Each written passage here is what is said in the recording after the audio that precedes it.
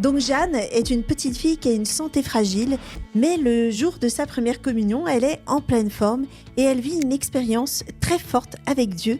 Et tout de suite, elle a le désir de lui donner sa vie et de devenir religieuse.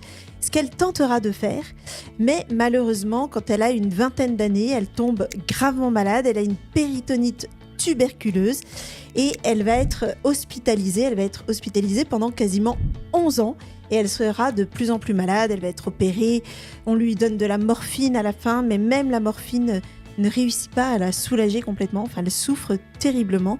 Et même si elle offre tout à Jésus, eh bien c'est difficile. Elle va être emmenée une première fois à Lourdes et elle prie beaucoup pour les autres plutôt que pour sa guérison.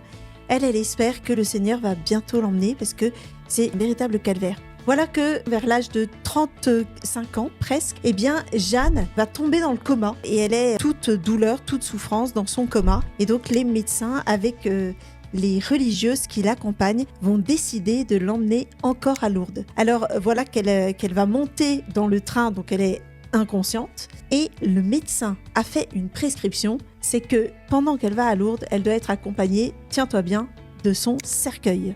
Parce qu'il dit qu'elle n'en a plus que pour quelques jours et qu'elle va mourir certainement pendant son pèlerinage. Elle arrive à Lourdes, toujours inconsciente, mais on l'emmène à droite à gauche, dans les bains, et puis elle participe à la célébration eucharistique. Le prêtre passe dans l'assemblée avec la communion et il voit cette femme. Elle a même du sang noir qui coule de ses narines et le prêtre hésite, il ne sait pas quoi faire, il hésite à lui donner la communion, mais la personne qui l'accompagne lui fait oui de la tête. Alors il prend une toute petite parcelle d'hostie, il lui ouvre la bouche à l'aide d'une cuillère parce qu'elle était inconsciente et il dépose l'hostie sur la bouche de Jeanne, il lui referme la bouche et il dit qu'au moment où il dépose l'hostie et qu'elle touche la langue de Jeanne, celle-ci ouvre les yeux. Et lorsqu'elle a la bouche refermée, eh bien elle dit « Où suis-je » Elle regarde autour d'elle et le prêtre lui dit « Vous êtes à Lourdes ». Elle est guérie. Elle est guérie instantanément et le prêtre le comprend, le voit. Quelques heures après, elle se lève, elle mange, elle a une faim terrible, elle est complètement guérie. On est en 1948